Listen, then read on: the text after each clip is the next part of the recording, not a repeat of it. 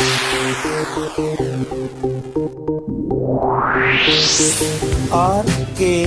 स्वागत है दोस्तों आपका एक बार फिर से हमारे YouTube चैनल RKB कैंफी वीडियोस में। कक्षा 12 का विद्युत रसायन चैप्टर हमारा चला हुआ है, जिसमें हमने पिछले वीडियो में विद्युत रासायनिक सेल के बारे में बताया था, जहां पर हमने आपको गैल्वनी सेल यानी वोल्टीय सेल के बारे में जानकारी दी थी। तो वोल्टीय या गैल्वनी सेल को एक नाम और दिया जाता है डैनियल सेल, जिसमें हमने आपको बताया था कि दो इलेक्ट्रोड होते हैं जिनमें हम दोनों इलेक्ट्रोडों को एक लवण सेतु के द्वारा जोड़ते हैं और इलेक्ट्रोडों को वायर के द्वारा बाहर से इनकी धातु को जो छड़ होती हैं उनको जोड़ दिया जाता है। ये आपको पिछली वीडियो में बताया गया था। तो आज की वीडियो में हम लेकर चलते हैं कि ये लवण सेतु जो होता है ये क्यों प्रयोग किया जाता है, इसका क्या कार्य होता है। पिछली वीडियो में हमने आपको जो चित्र बनवाया था आप लोगों ने इसे अपनी कॉपी में बना लिया होगा। तो इस वीडियो को देखते समय आप एक बार उस चित्र को अपने सामने खोल कर लिख लीजिए, ताकि जो कुछ बातें हम बताते रहे तो आप उस चित्र में भी उसको रिवाइज करते रहे, साथ के साथ आपको पता चलता रहे कि हम किसके बारे में बात कर रहे हैं। तो आइए अब आज का टॉपिक लेकर चलते हैं, लवण सेतु एवं उसके कार्य।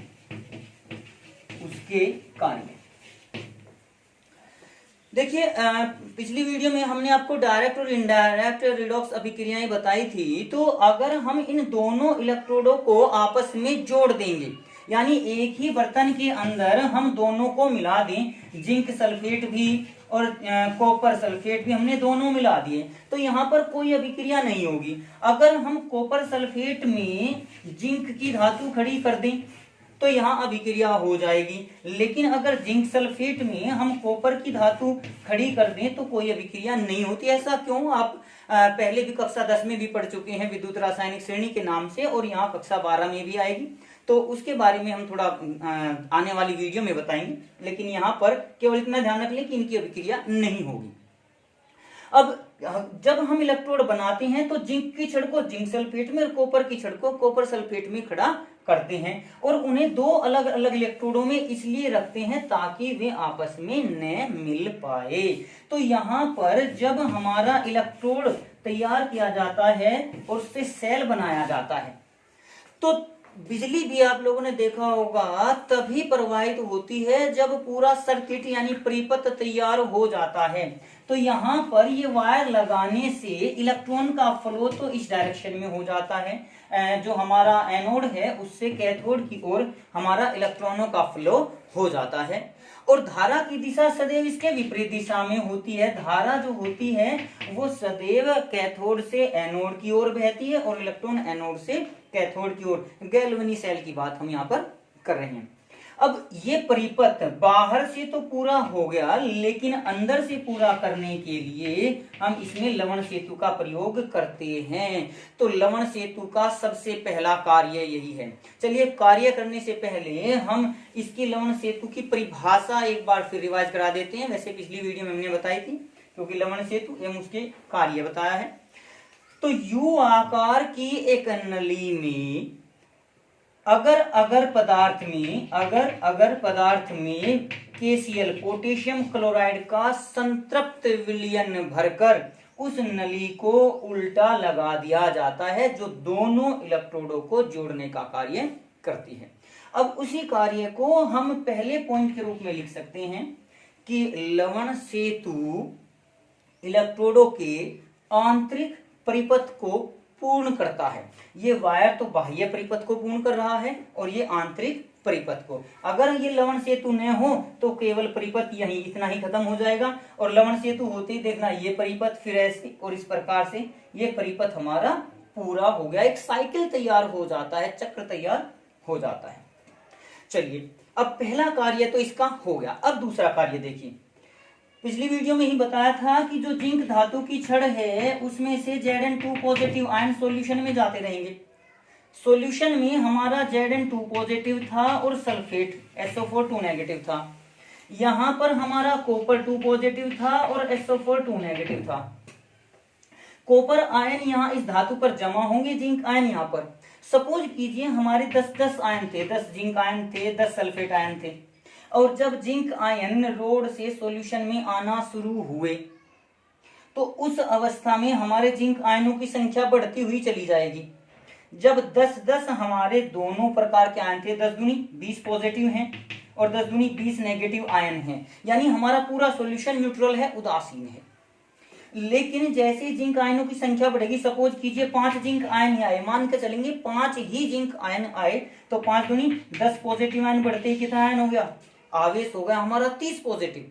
तो आवेश की मात्रा परिवर्तित हो गई, यहाँ नेगेटिव 20 है, पॉजिटिव 30, तो पॉजिटिव 10 हो गया, यानी हमारा ये सॉल्यूशन धनावेशित हो गया। इसी प्रकार से यहाँ से कॉपर आयन घटते हुए चले जाएंगे, तो ये विलयन हमारा हो जाएगा नेगेटिव, ऋणावेशित। तो जो यहाँ पर ये पोटेशियम क्लोराइड का सॉल्यूशन है, अब दूसरा कार्य लेकर चल सकते हैं कि जो हमारा लवण सेतु है वह दोनों विलयनों की विद्युत उदासीनता बनाए रखता है। पिछली वीडियो में जब हमने चित्र बनाया था तो मैंने यहाँ पर लिखा हुआ था Cl नेगेटिव, यहाँ पर लिखा हुआ था K पॉजिटिव। उस अवस्था में आपके दिमाग में क्वेश्चन आया जरूर होगा कि ये K पॉजिटिव और Cl नेगेटिव पर ये साइन ऐसा लगाया गया है, इसका कार्य क्या है। तो अब वो आप समझ गए होंगे कि इनका कार्य विद्युत उदासीनता को, जो हमारे विद्युत अपघट्य विलयन हैं उनकी विद्युत उदासीनता को बनाए रखने का कार्य ये करते हैं।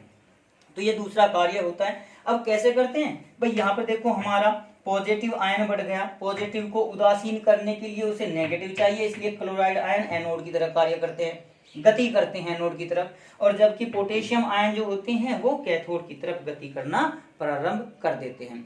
धीरे धीरे जब यहाँ पर भी आयनों की संख्या समाप्त हो जाती है तो ये साल्ट ब्रिज समाप्त हो जाता है, टूट जाता है, और जब परिपथ टूट जाएगा फिर सेल काम करना बंद कर देगा।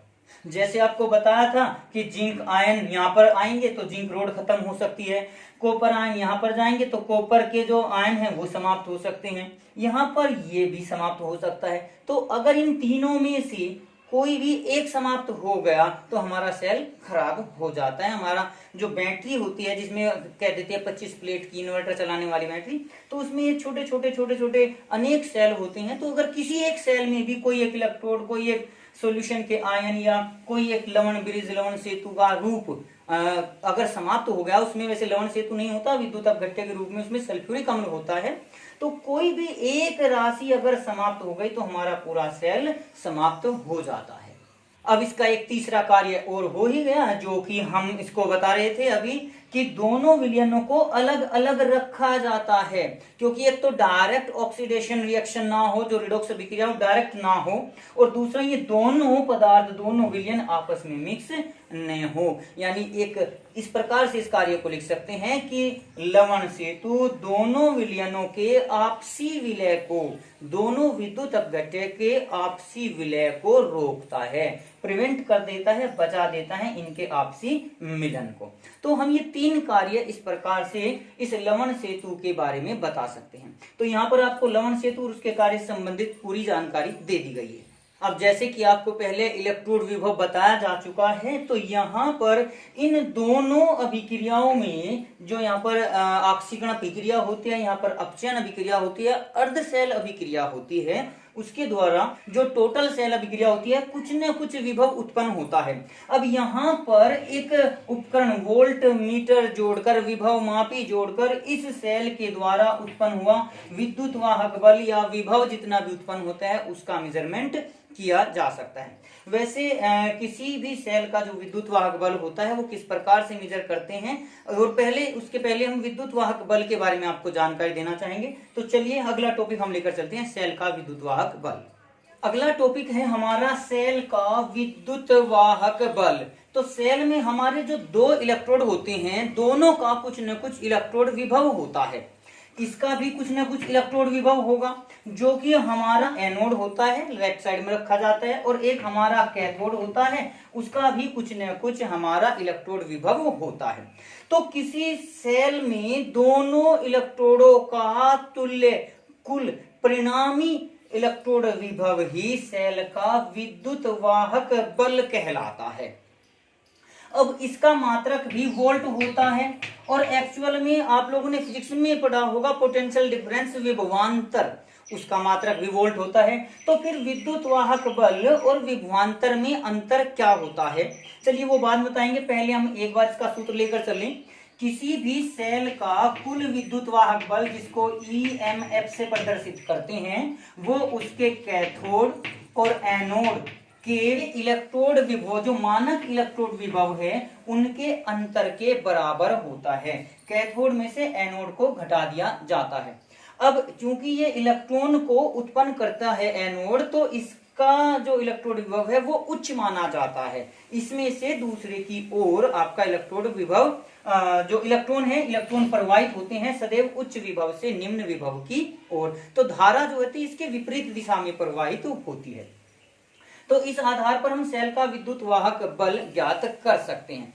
अब हमें अंतर देखना है विद्युत वाहक बल और विभव या विभवांतर में अंतर। आप एक टेबल बना सकते हैं इस प्रकार से, एक तरफ विद्युत वाहक बल लिखेंगे, एक तरफ आप विभव लिखेंगे या विभवांतर लिख लीजिए। मैं अब आपको उनके अंतर बोलकर बताऊंगा, आप अपनी कॉपी में पॉइंट वाइज नोट करते हुए चले जाएंगे।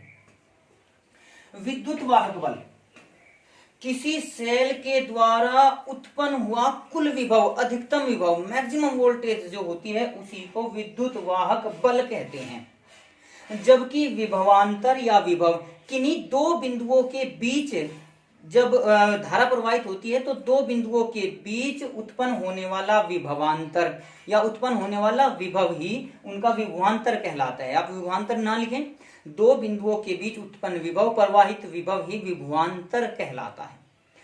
दूसरे पॉइंट में हम लिख सकते हैं कि विद्युत वाहक बल का मापन तब किया जाता है जब किसी प्रकार से कोई धारा प्रवाहित न हो रही हो, जबकि विभवांतर का मापन धारा प्रवाहित होते समय किया जाता है। तीसरा पॉइंट ये कह सकते हैं कि जो आपका विभवांतर है उसको तो मापा जाता है विभवांतर को विभव मापी के द्वारा, लेकिन विद्युत वाहक बल को मापा जाता है पोटेंशियोमीटर के द्वारा। जिस यंत्र को हम प्रयोग करते हैं पोटेंशियोमीटर, उसको कहा जाता है विभव मापी से। आप फिजिक्स में इसके बारे में विस्तार पूर्वक पढ़ेंगे कि पोटेंशियोमीटर में और विभव मापी में अंतर क्या है। एक टॉपिक भी है, हेडिंग भी है वहां पर, तो वहां इसके बारे में विस्तार पूर्वक आपको बता दिया जाएगा। तो इस प्रकार से हम विद्युत वाहक बल और विभव में अंतर भी ज्ञात कर सकते हैं, जानकारी कर सकते हैं। अब देखिए इन दोनों में अभी एक पॉइंट आया है कि ये अधिकतम विद्युत वाहक बल जो होता है अधिकतम वोल्टेज होती है और ये थोड़ा कम होता है। उसका कारण क्या है?